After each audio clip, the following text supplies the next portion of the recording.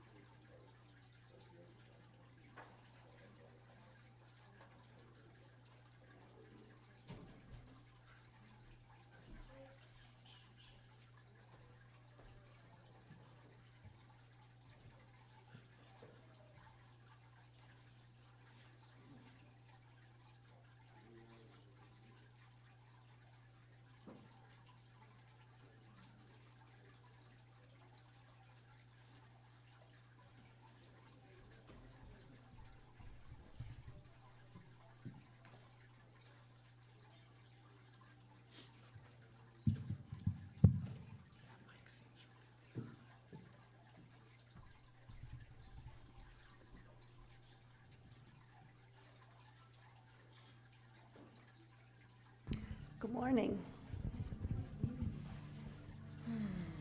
It's nice to see all your smiling, shiny faces out there. So today, we're going to meditate on love. The Bible says, "Who is born of love is born of God, for God is love."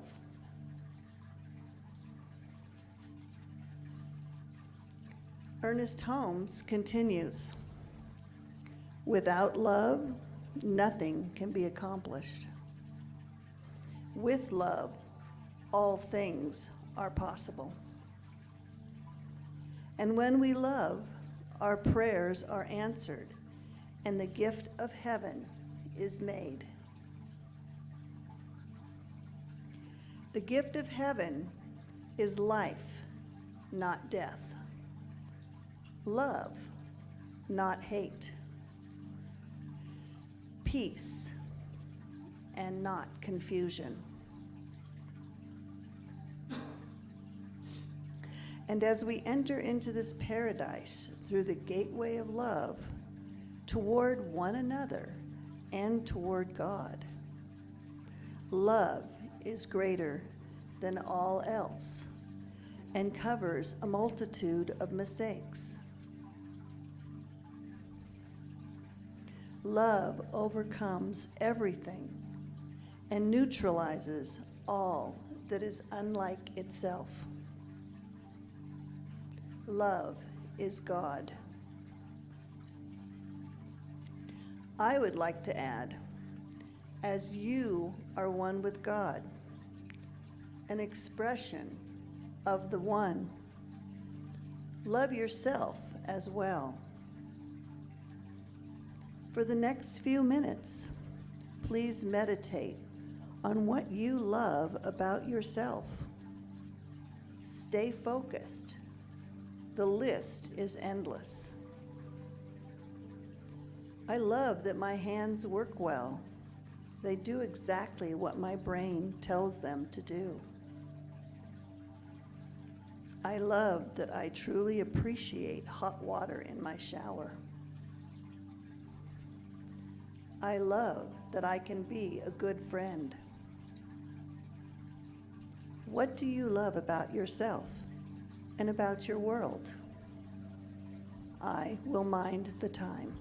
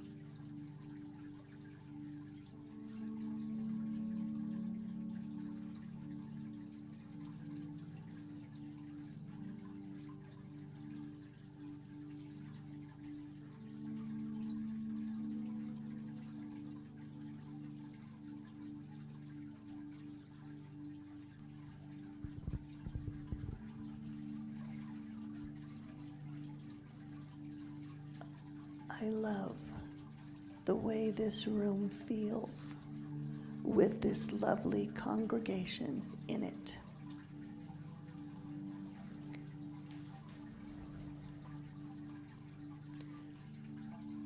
When you're ready, please open your eyes and come back into the room.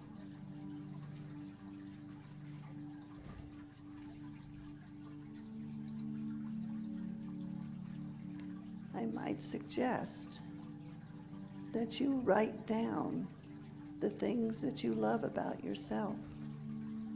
Think about them through the day. What you love about yourself is what you love about God. Namaste.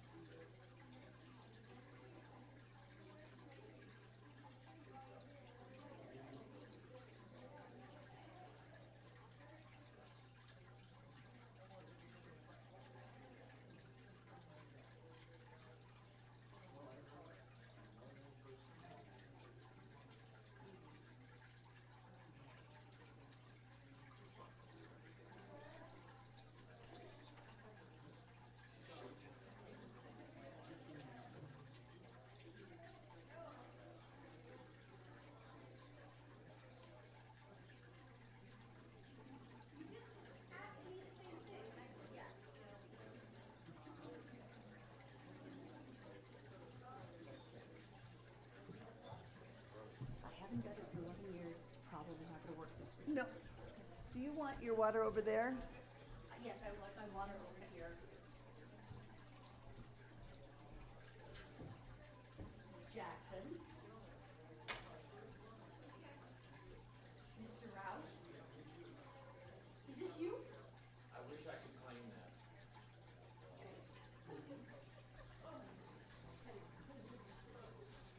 This needs to go back down. You guys want to check my mic real quick?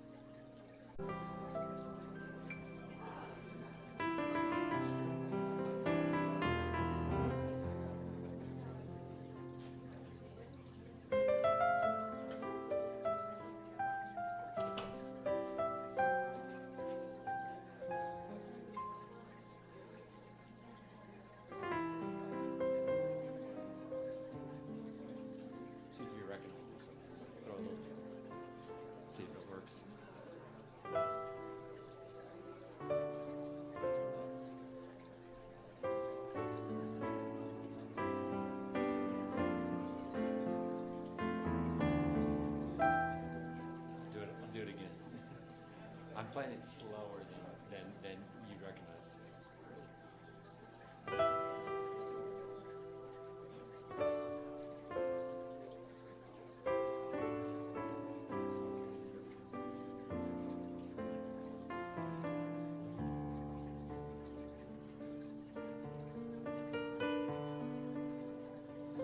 Will this help?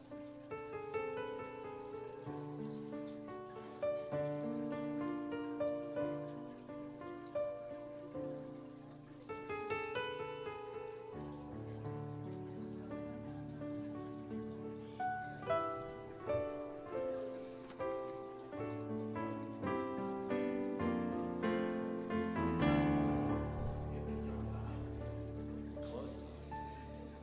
You're close. No. Keep thinking arena rock here.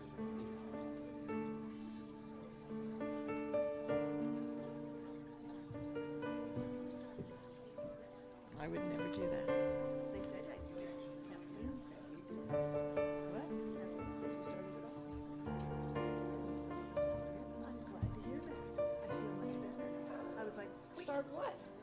this. No, I just came up here. To- I'm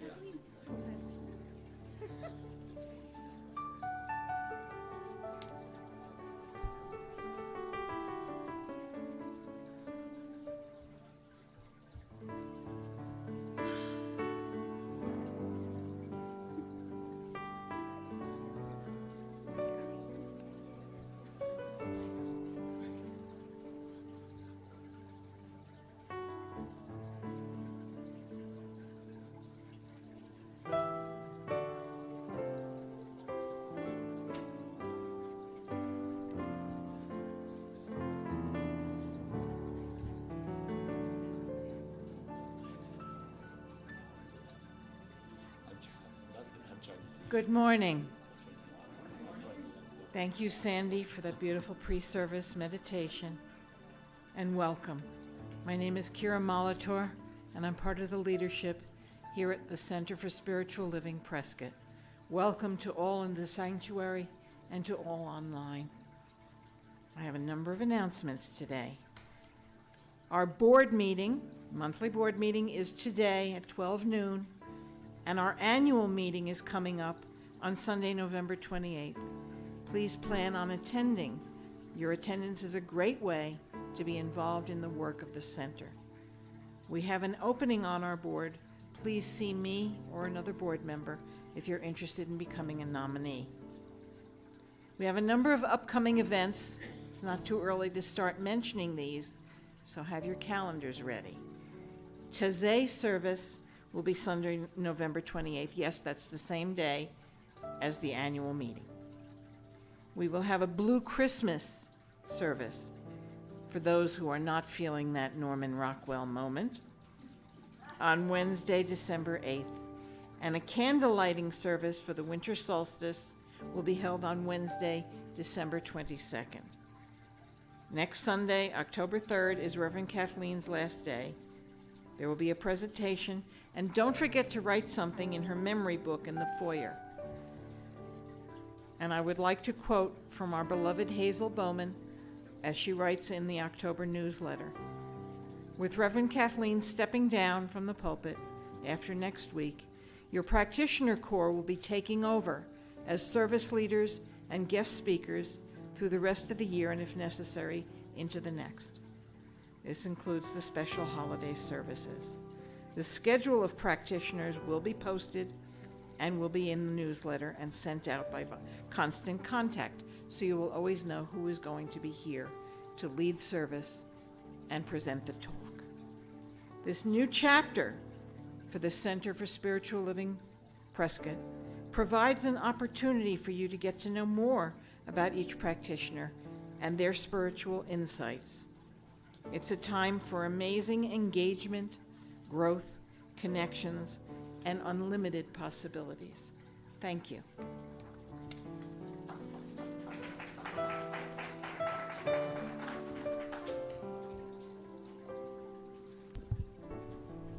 Good morning. I'm Sandy Kimmerly, and I am excited to be here as your practitioner of the day today. Please join me in my opening prayer. Sweet Spirit is love, love of a mother bird for her baby, love of accomplishing a goal, love of life itself. As Spirit is love, and we are an expression of Spirit, we too are love. I am so grateful to have this room full of love. I know that this service will provide exactly what each of us needs today. We are blessed. And together we say, and so it is.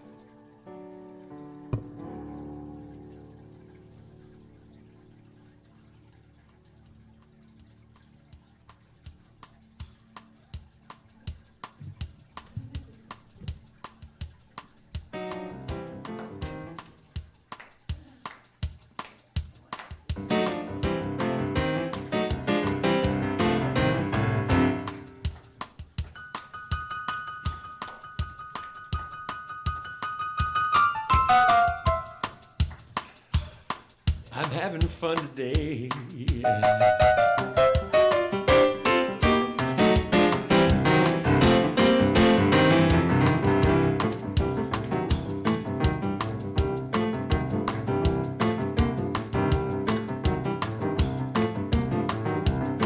This song is a reminder, y'all.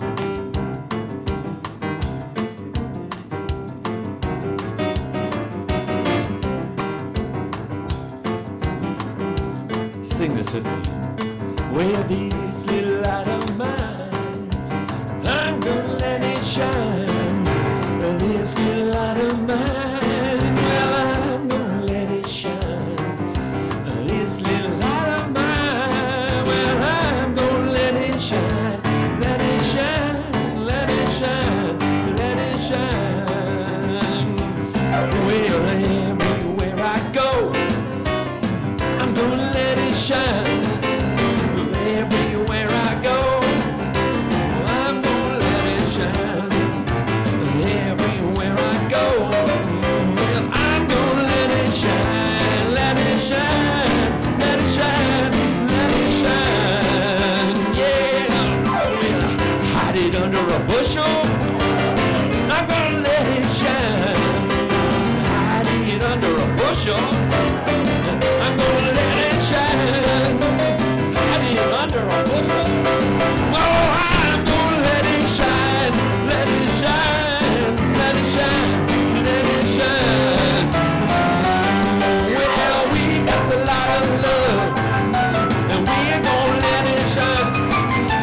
We got the light of love, and we're gonna let it shine.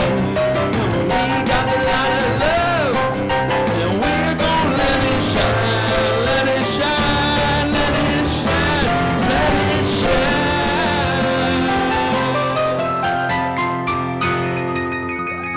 Can I get an amen? Woo! Let it shine.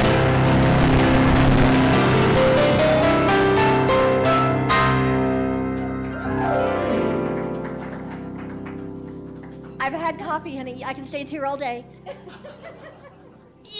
Just kidding. Good morning, everyone. My name is Reverend Kathleen Sibley. It is my joy and my privilege to minister to you today.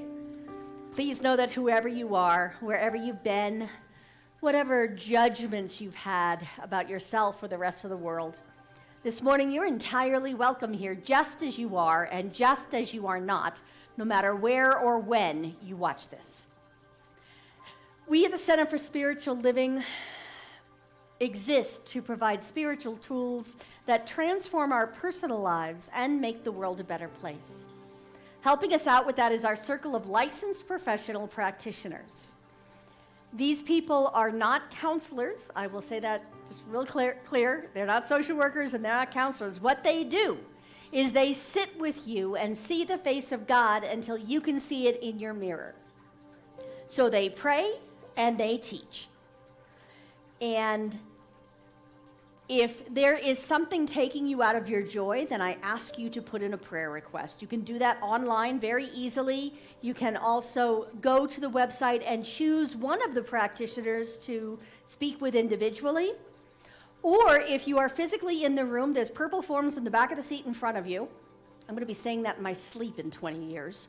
Purple forms in the back of the seat in front of you that you can fill in to do a prayer request. The brown wooden box on your left as you leave the sanctuary is where the prayers go. The practitioners get together at 10 o'clock on Monday mornings, and we pray together for every single prayer request. So I would recommend that if you put in a prayer request, and I recommend that you put in a prayer request, stop at 10 o'clock on Monday. Set your timer on your phone or something. And as you get into that energy, think about what it is you would like to be experiencing or what it is you really need to be experiencing. And just say yes to it. Say yes to your miracle. And that way you get to join into the energy of prayer. You can also come up here, if you're physically present, come up here after service and do what we call the 3-minute miracle. In 3 minutes, you don't get to tell the whole history of everything that went wrong and whose fault it is. What you get to do is tell us exactly what it is you want to be experiencing, and then the practitioner will help you call that into being through what we call a spiritual mind treatment or affirmative prayer.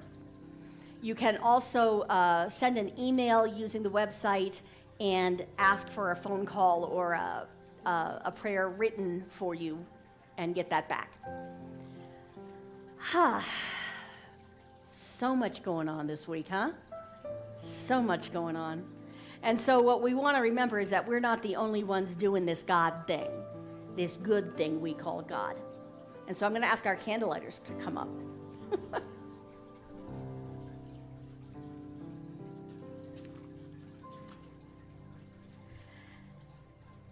The Center for Spiritual Living honors all faith traditions.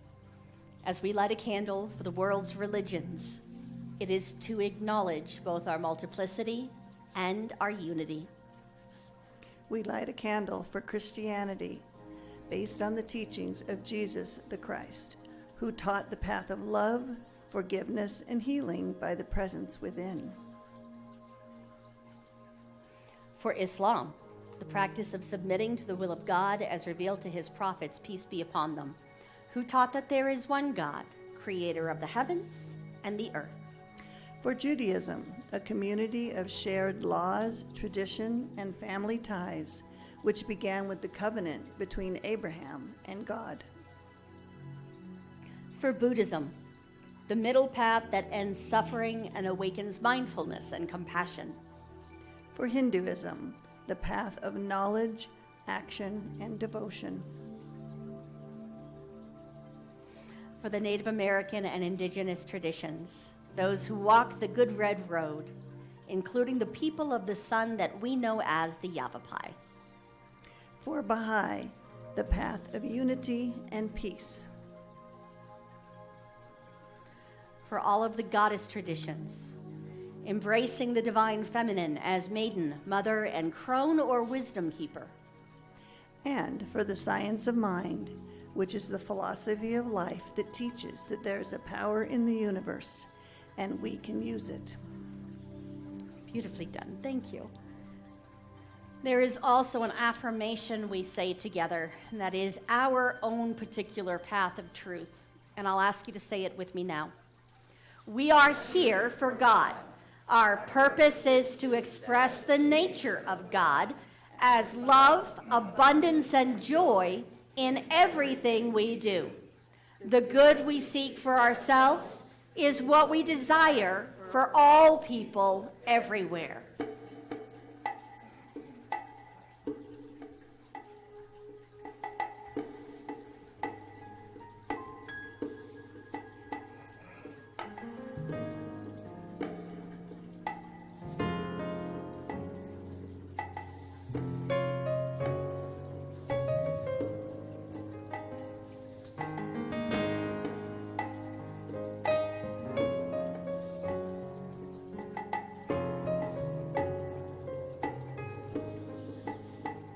I see the beauty in you. I see the power in you. I see the greatness in you. And so it is. I see the child in you. I see the sweetness in you. I see the softness in you. And so it is. Well, I can see it. It's right there before me, and I feel it deep in my soul. I just know it, that you are an angel full of magic and power and pure sweet love. I see the goodness in you. I see the wisdom in you. I see the strength that's in you, and so it is. I see the joy that's in you. I see your light shining through. I see the love that's in you, and so it is. Well, I can see it.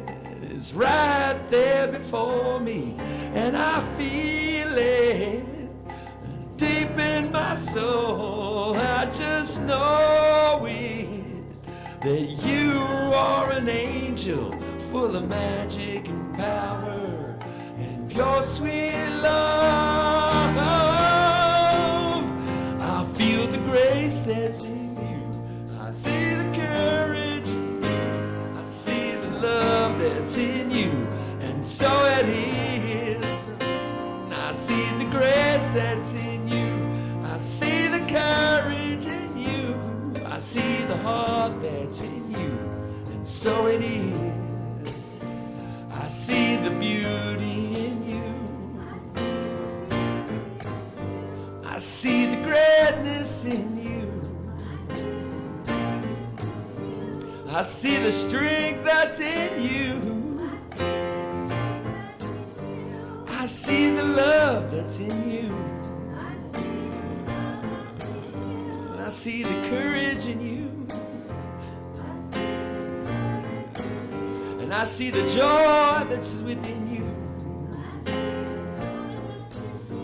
And so it is. And so it is. And so it is.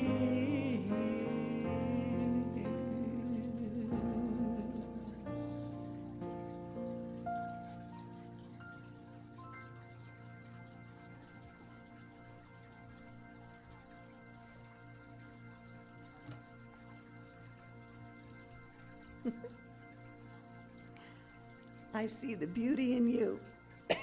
Excuse me. I see the love in you. Now please sit back, close your eyes or soften your gaze. You are love. In addition to loving others, we also love ourselves. I love the way I treat my dogs. I love how much I appreciate a cool breeze on a hot day. I love my creativity. Now spend a few minutes meditating on what you love about yourself. I will mind the time.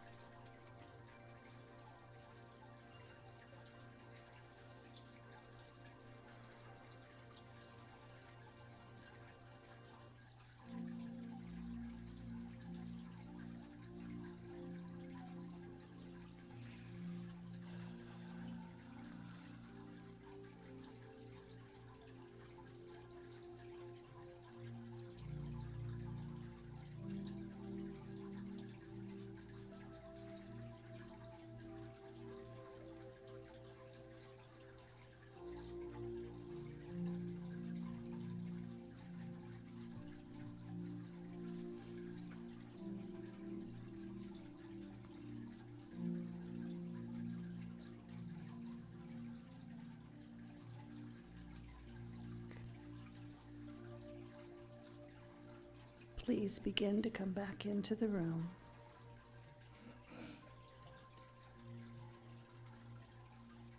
I love seeing this congregation. You loving and lovely people. Namaste.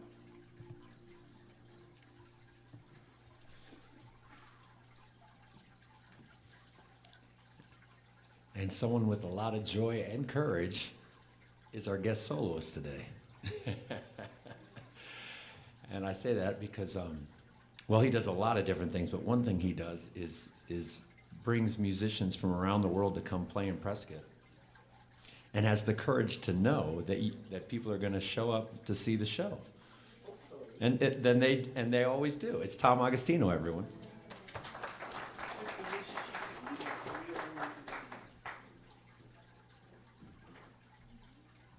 You know, I've had both Krista and I, in fact, she would normally be here with us, but she couldn't be here today.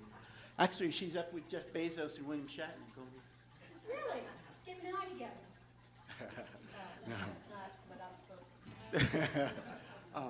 You know, I've been part of the CSL community for many years. Back when I lived in LA and go to a little place in Santa Monica and see Michael Beckwith and Ricky Byers. Back when nobody knew who they even were. They were just like 10 people in the room. And I've had the great joy to be singing here for about 15, 16 years. And it's always been a privilege, and especially. So I probably over the years have written about a dozen songs to play here, so I'm going to do them all right now. Okay, you don't know. But I will do one of them that means a lot. I wrote this to sing here, and the first time I ever performed it was when we were there, sitting there, standing there. And Rosie Santana was sitting probably right there, 9 months pregnant. And while I sang this song, Amelia spoke to her and said, "Hey, I'm coming tonight, and this is my name." And she said, "Well, you're not due for weeks yet." And she said, "I'm coming tonight," and sure enough, she gave birth that evening. So this song is very special to us. And this song is called "Wash Over Me."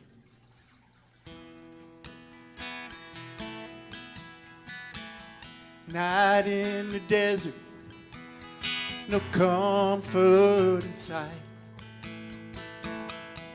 I'm by myself, but I know I'm not alone.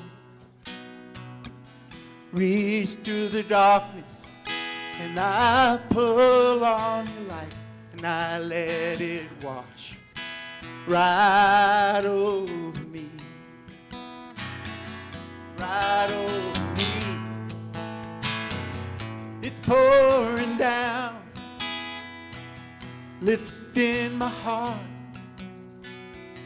turning me all around, right over me. Oh, hallelujah. Now let it wash right over me.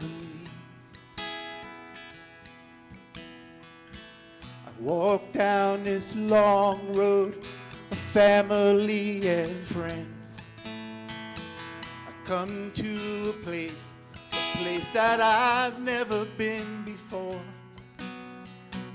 I think on the love of all that's brought me here, and I let it wash right over me.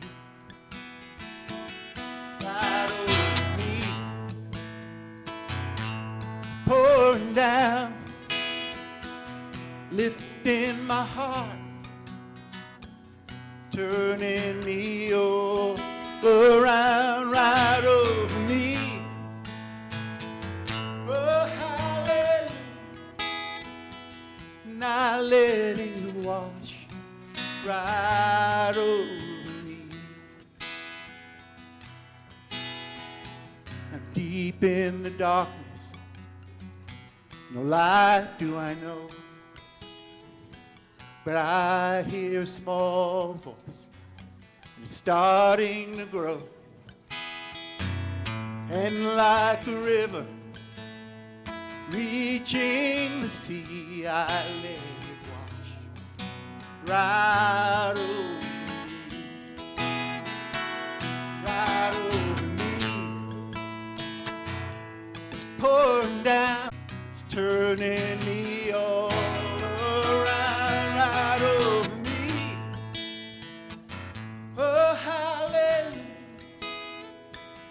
now let it wash right over me. Yes, I do.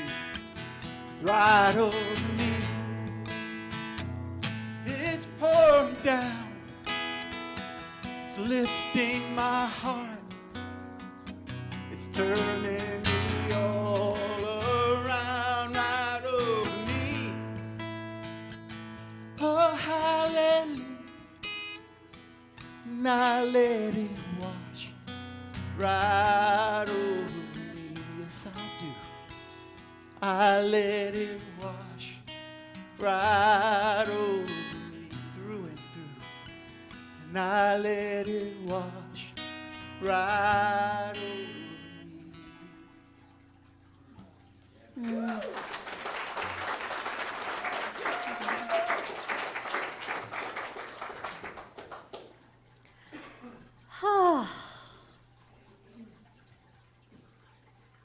I believe we have a guest artist for a moment. I'll take this out of the way. You may write me down in history with your bitter, twisted lies. You may trod me in the very dirt, but still like dust, I'll rise. Does my sassiness upset you? Why are you beset with gloom? Just because I walk as if I have oil wells pumping in my living room. Just like moons and like suns with the certainty of tides, just like hope springing high, still I rise. Did you want to see me broken, bowed head and lowered eyes, shoulders falling down like teardrops, weakened by my soulful cries? Does my sassiness upset you? Don't take it so hard just because I laugh, as if I have gold mines digging in my own backyard. You can shoot me with your words, you can cut me with your lies, you can kill me with your hatefulness, but just like life, I'll rise. Does my sexiness offend you? Oh. Does it come as a surprise that I dance as if I have diamonds at the meeting of my thighs? Out of the huts of history's shame I rise. Up from a past rooted in pain I rise. A black ocean leaping and wide, welling and swelling and bearing in the tide. Leaving behind nights of terror and fear I rise.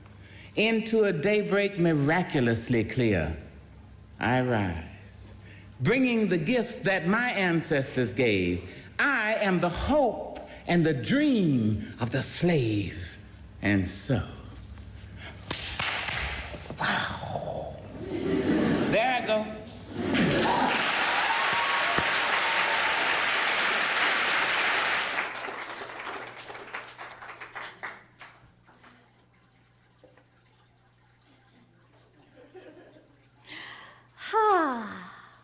I just realized I set it up so that Maya Angelou opened for me.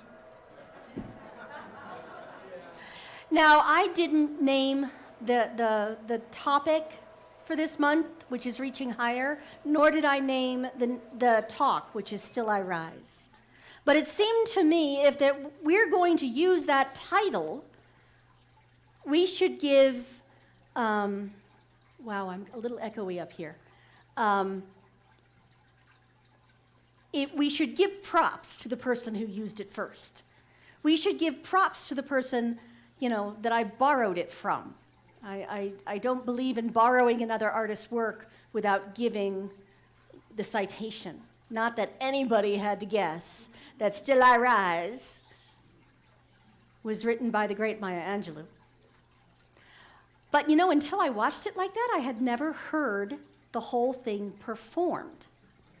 I'd read it. But all week long, I'm like, does my sassiness offend you? I don't care. I'm going to say it my way. But does my sassiness offend you? Here's part of what you need to be warned about with this teaching. When you come in here, you are going to begin to meet the person you really are.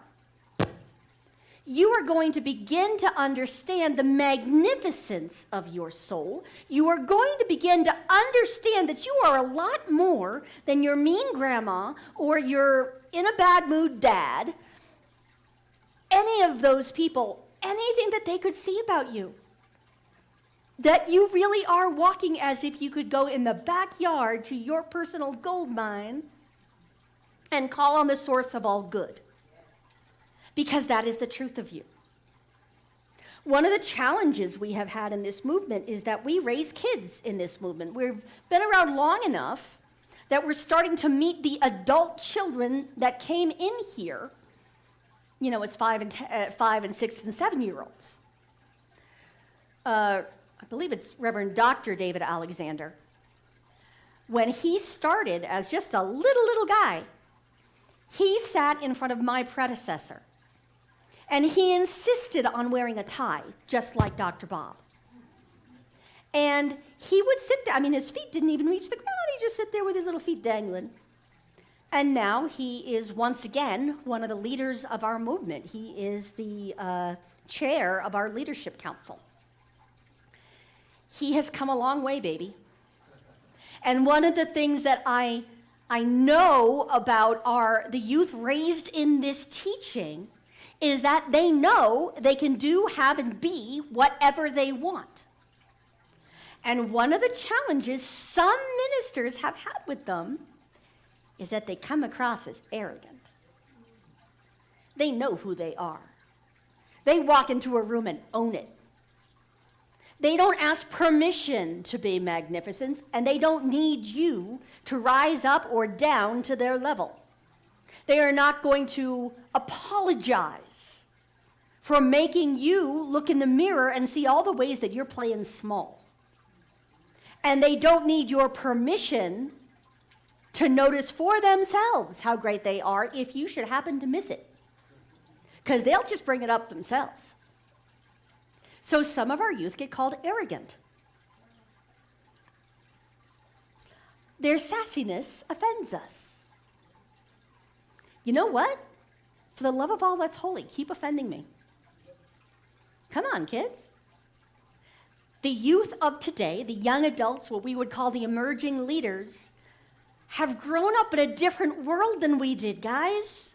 They made it through 2008, and so they don't really trust pensions and necessary, saving for retirement.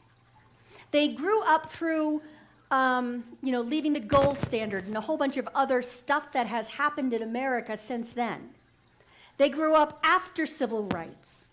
When I was born, I could not have a check. Well, obviously an infant can't have a check. I'm sorry. I obviously did a bad job of assembling myself today.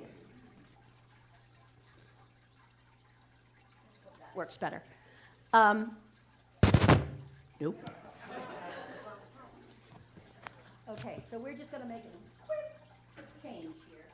I thought it felt a little weird, but pardon me while I strip on stage. Sorry. Hey. Ba-da-da-da. Okay, let's try this again.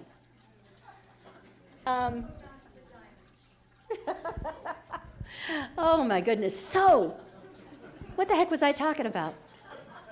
So yeah, I used to listen to some complain about the arrogance of the kids today and how they couldn't be depended on to do things right, according to the way they always used to be done.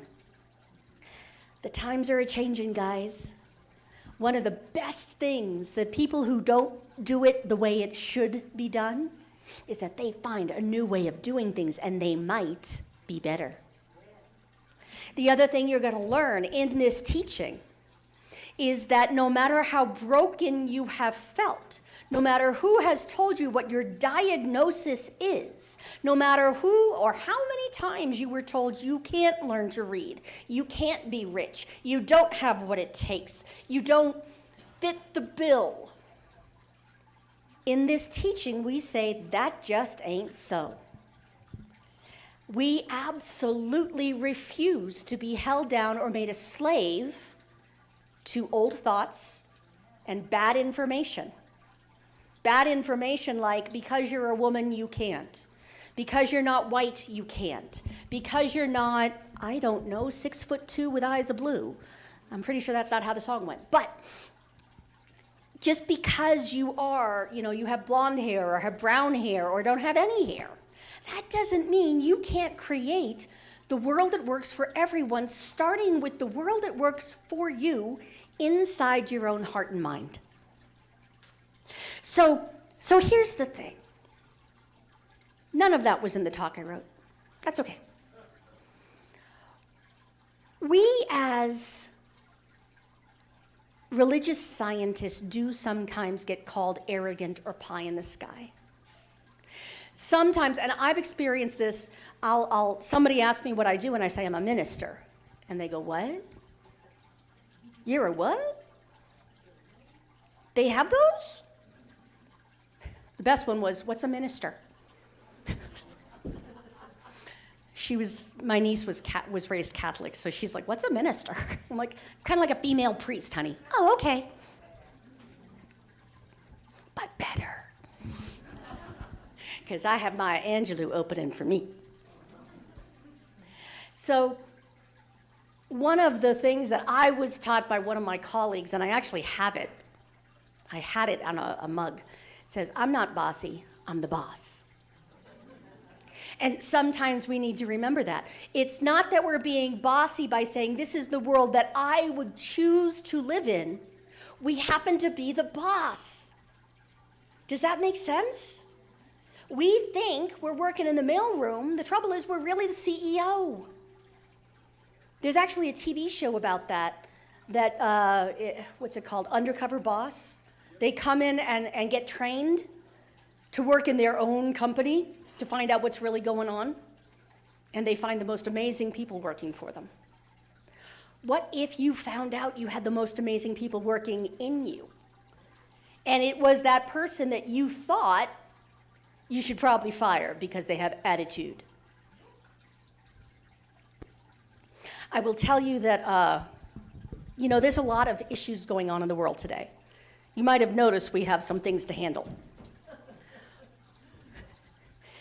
There's a lot of issues going on in the world today. We're attacked by our own tree. Gotta love our signer. So it's really a matter of perspective. One of the things that I often hear is that there's an issue with the disparity in wages. There's an issue with the income inequality that happens in this country. And I think most of us have seen the thing about if you work for the federal minimum wage, which is supposed to be $7.50 an hour, unless you are a server in a restaurant. Working 40 hours a week, you'll make $1,300 a month. There is no place in this country where one person working at that rate can rent a 2-bedroom apartment. Now, when I was born, I know it seems like a long time ago to some people, seems like 5 minutes ago to others. You could actually raise a family on that income. You could rent a home that was a decent home, and you could provide for a spouse and even some children. You wouldn't be eating lobster every day unless you went out and caught it yourself.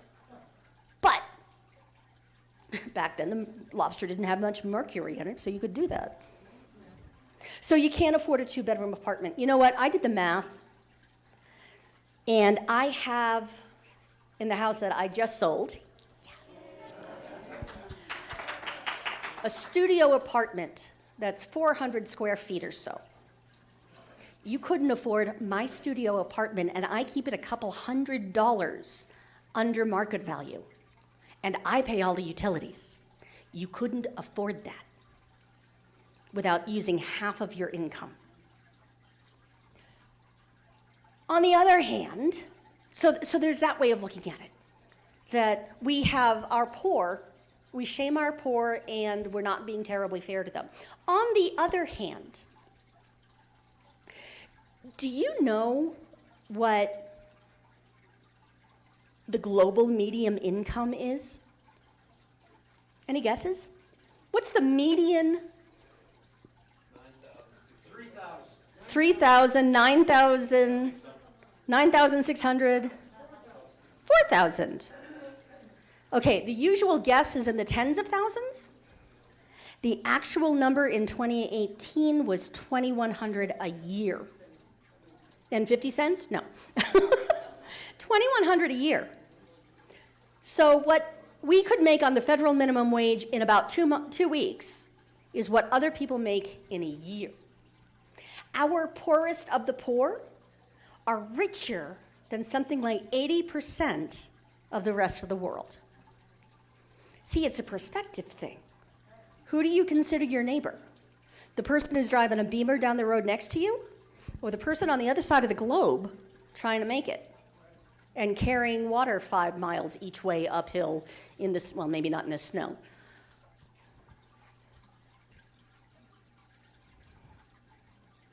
Here's what I want you to consider. What is it that we do as religious scientists that takes care of both the feeling of wage inequality in our country and the idea that global poverty is a bigger picture? What is it you think I'm going to ask you to do about it?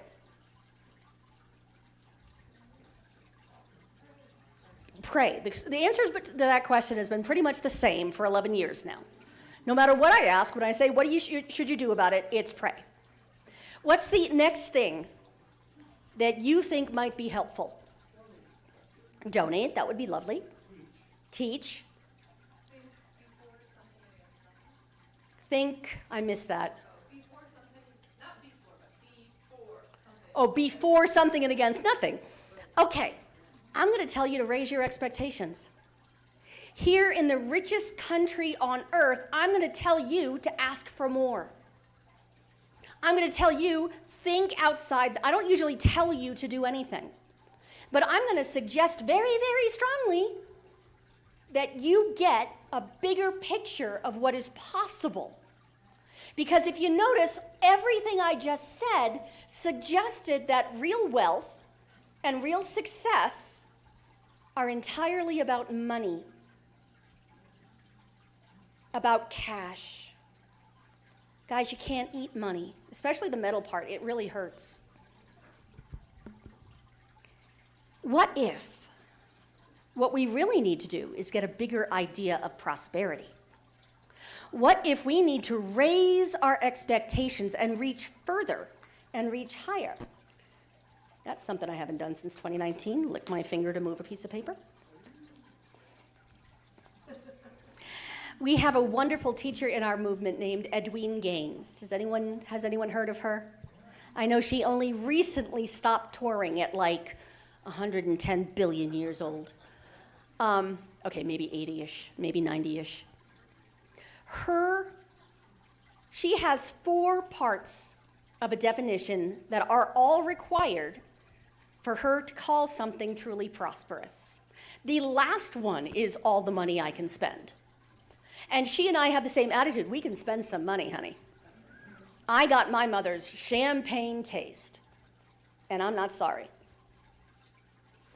However, number 1 is a vitally alive, healthy body for this God being that we are to express through. So true prosperity requires that our physical expressions support who and what we think we are. That we should have access to health care that supports us not in being not sick, but in, sorry, I keep moving it too close, but that supports us in actually being healthy. Now, according to Ernest Holmes, the founder of this philosophy, a good 90% of our physical well-being has to do with how we're thinking. Have you ever met anyone who could win the lottery and still find a reason to complain? I'd be willing to be that person. I'll find something if it helps. But there are people who are so in their pain that no matter what good is going on around them, they can't see it. They simply cannot see it, and they don't give themselves permission to experience it because it hurts too much. It hurts too much to be told they're wonderful and lovely and good because they've been told the opposite so many times. I've worked with enough abused kids in my lifetime, and that's part of what I did before I became a minister, to know that sometimes the healing is more painful than the original wound. And so the willingness to walk through healing takes a lot of courage. And if we can do it, if we can change the way we think about our bodies and what we deserve and who we really are, then what will happen is our body becomes more physically healthy. And we get the vitally alive body that supports the physical expression of the divine as us. That is required for true prosperity. Number 2, relationships that are joyous, satisfactory, intimate, honest, and nurturing, and ones that work all the time. Not just when I'm being a good girl and being and doing and having exactly what somebody else wants. Not just when I earn it, that love. These relationships that she's talking about are true chosen family, what some people might call tribe. And the truth is that sometimes we have to work really hard to get to where that feels like it's normal, where it's no longer okay to, even for those of us who went through what I call a character building childhood. I am all of the Animaniacs in here, guys. I had such a character building childhood. Even for those of us who have experienced the exact opposite of what we want, we have to kind of learn how to root out the type of love that is conditional, the type of love that is some of the time and when it's convenient. We have to learn how to give love when it's inconvenient and hard. And so we have to reach higher for an even better kind of love. For love that doesn't depend on me living in Arizona, to be friends with people in Arizona. I was so honored. Last night I got a text from a kid, a young person that I worked with back when she was a young person, saying, Reverend Kathleen, this is stellar. I need your help. I have a friend who is stuck in Payson, Arizona, blah, blah, blah, blah, blah. This is what's going on. I was so honored that Stellar reached out to me after not having talked to me for years, because, she has a life in Texas, and knew that she could trust me to reach out to that person that I don't know, simply because of the love that she feels for me. It spurred me to share that love on.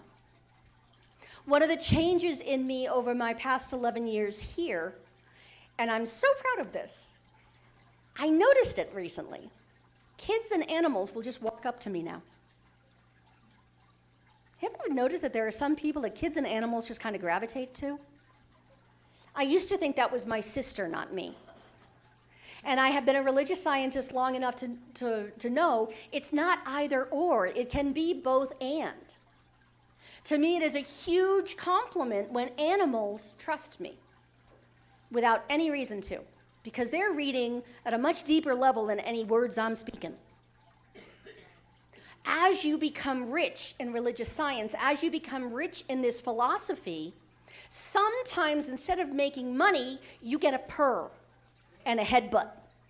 I got those this morning. It was lovely. The third one is work we love so much that it's not work, it's play. Now, all of us have a thing we love to do.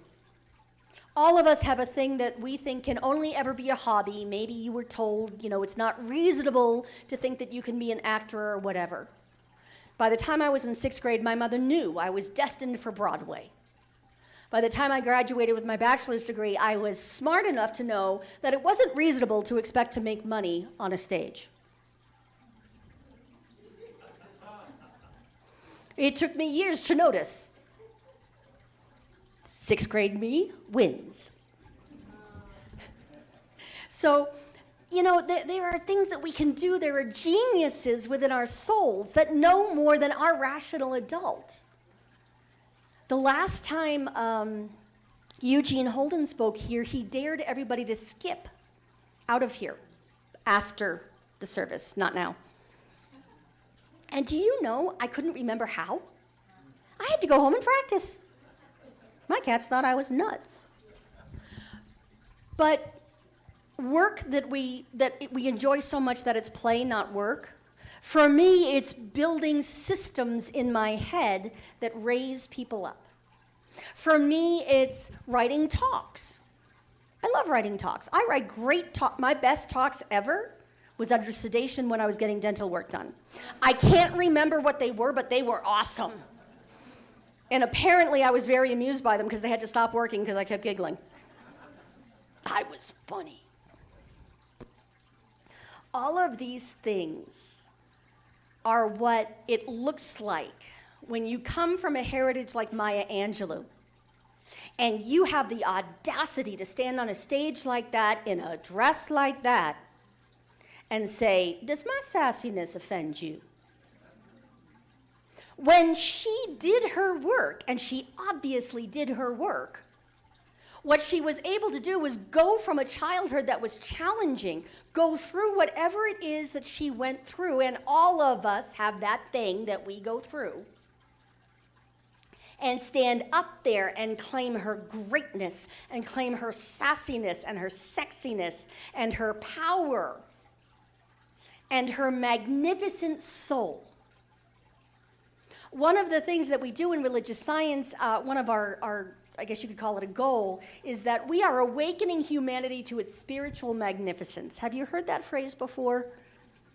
That is our purpose as an international organization, is to awaken, not give, not teach how to, but awaken humanity to its spiritual magnificence. And then be able to stand on top that mountaintop and say, "And still I rise." And so what we're going to do now is pray all of that into being. Because the truth is that as magnificent as you fear, you think, I think you are, it's more than that. All of that greatness about you that you're hoping somebody won't notice, then you won't have to live from it, you are even more than that. And you have the power and the strength and the support of your community to live that life. And so I ask you to join me now in consciousness. Some of us like to close our eyes when we do this. And be with me now. Simply be. That is true love. That is true wealth and true prosperity, is to simply be at one with the all. At one with the source of all being, the source of all light and love and truth, the actual energy of life itself. The truth is that we are magnificent, that we are deserving of headbutts and purrs, that we are all deserving and worthy of absolute trust from those that we want, that we continue to send love to.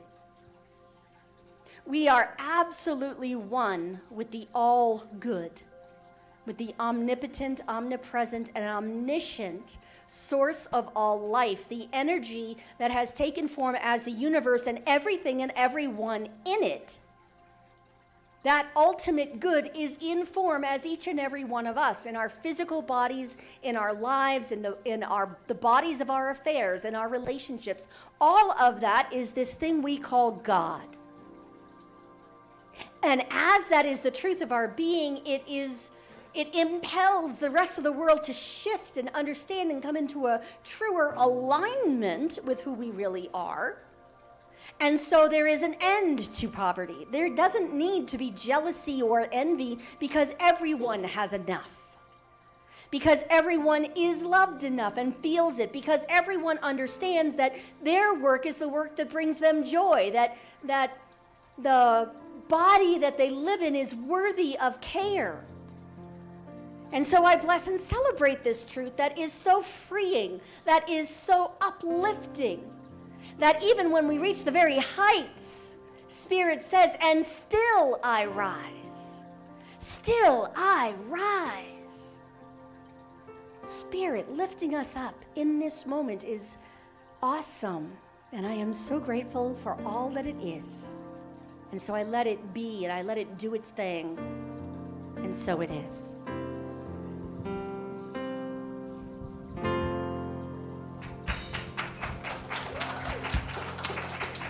And so I'll ask you to stand right now, and we'll sing all of that, because singing is a prayer too.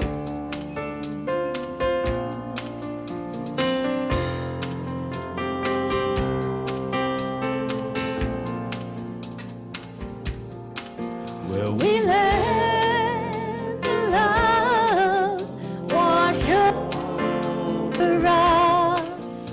We let it be. We let the joy wash over us. We let it be. We let the grace wash over us. We let it be.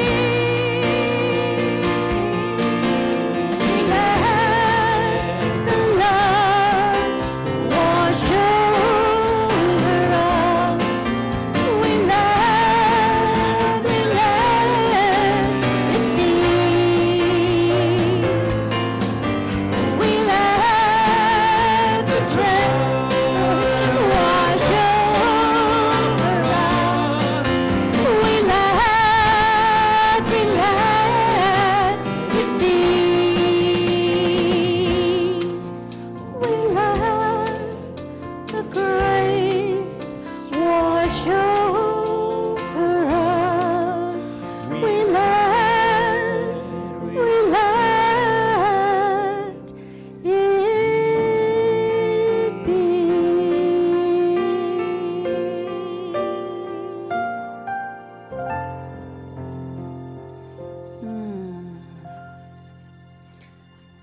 Thank you so much. Please be seated.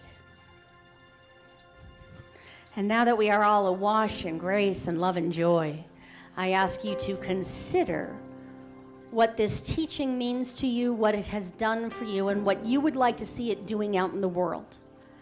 This is the time when, in the past, we would have passed the basket and accepted tithes and offerings.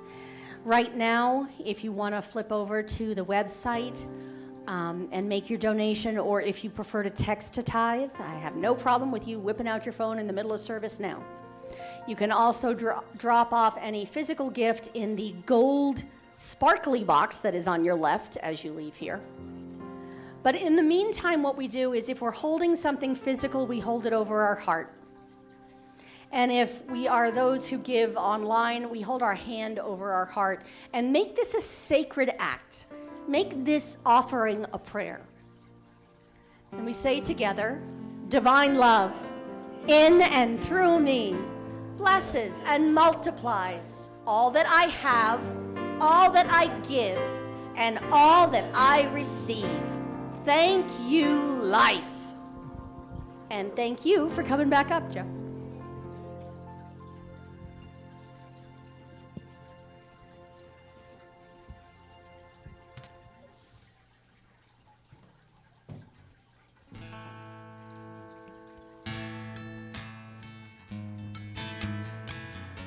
This is another song I wrote to perform here for the first time, and I remember playing it many years ago.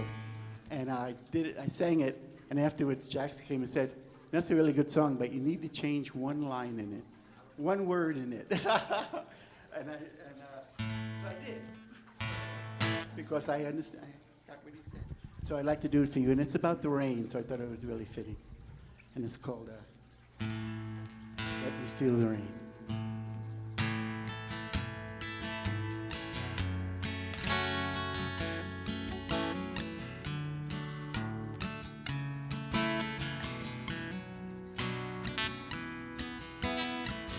Take me down one more time. Let me feel the rain. Wash away all my fears, and I'll be whole again. Lead me to your sacred pool, and I may jump right in.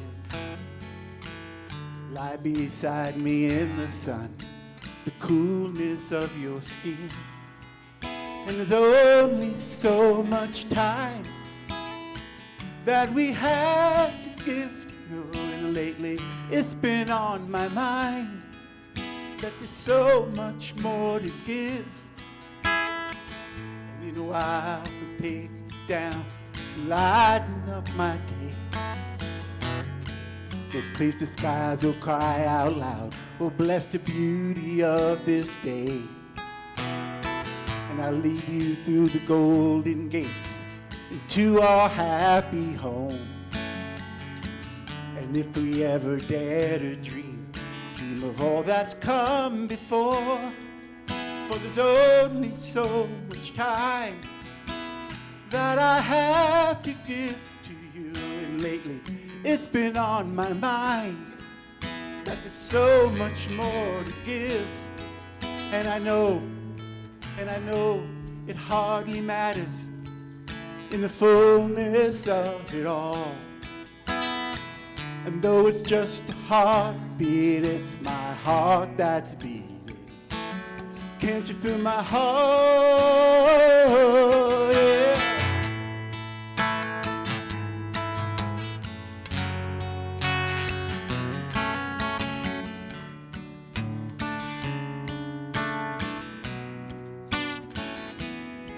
And I know so much time that I have to give to you, and lately it's been on my mind that there's so much more to give. And I know it hardly matters in the fullness of it all. And though it's just a heartbeat, it's my heart that's beating. Can't you feel my heart? Yeah. So take me down one more time. Let me feel the rain. Let it wash away all my fears. And take me down one more time. Let me feel the rain. Let it wash away all my fears. 'Cause I'll be home again. I'll be home again. Let me feel the rain. Wash away all my fears. 'Cause I'll be home again. I'll be home again. Let me feel the rain. Wash away all my tears. And I'll be home again. So take me down one more time.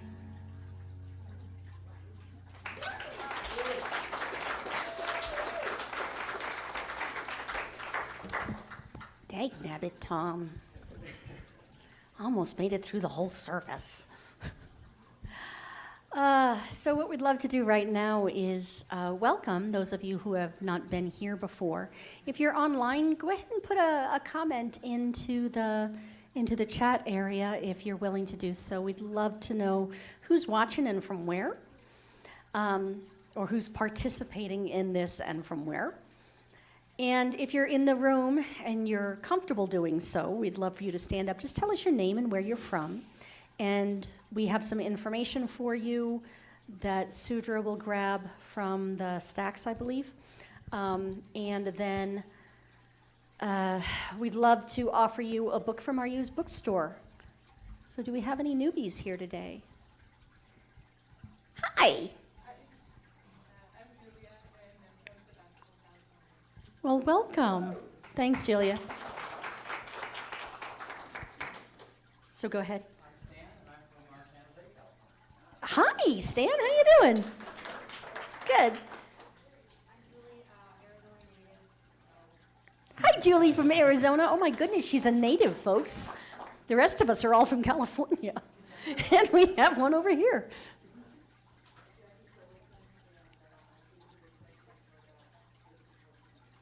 Jackie, did you say Jackie? Jackie, welcome. So please take one of the books from our used bookstore as our thank you gift for being here. And I do believe we will welcome in the kids. Bless you.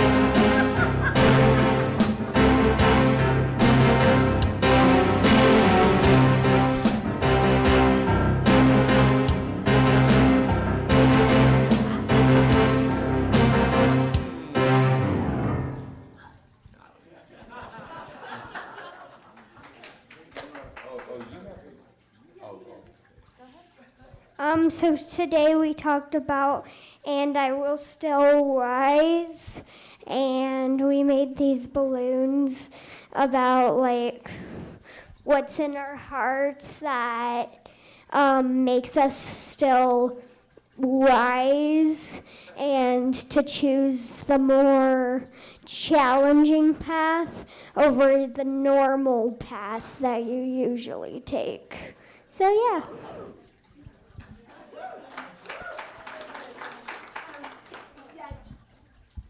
Just to remember our awesomeness, and the road less traveled poem was used as an example, so I think that's enough. Well, also don't be boring. We learned that today too. Don't be boring. Cool. But wait a minute. It doesn't look like you guys used the helium thing. So we can't go out there and make the funny voices. No, but you could have gotten one. It would have been a great excuse to do the rest of the service like talking like this. We did talk about how this is like spirit. It's Spirit, okay. Spirit likes to play with helium too. I'm just saying. So now that I'm done picking on poor Diane, how about we all stand up, grab a hand, or if you're not comfortable grabbing hands, please put your hands over your heart so that people will know which way, whether to invite you to hold hands. We'll do our benediction and sing our way out with the peace song. Something wonderful is happening through me right now.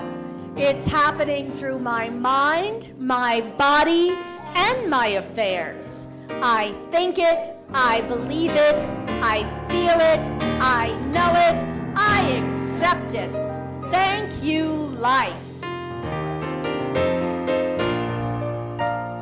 Yes, there is peace on earth, and yes, it begins with me. Yes, there is peace on earth, the peace that was meant to be. With God as Creator, we're a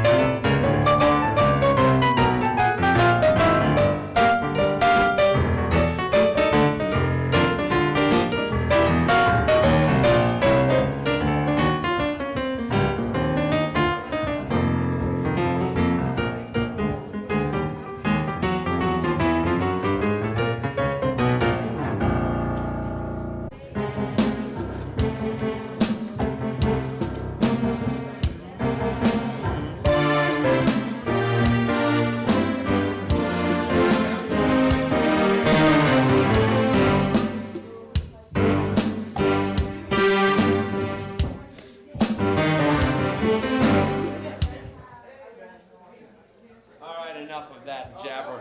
Enough of that jabberwocky. There's a new documentary coming out, Becoming Led Zeppelin.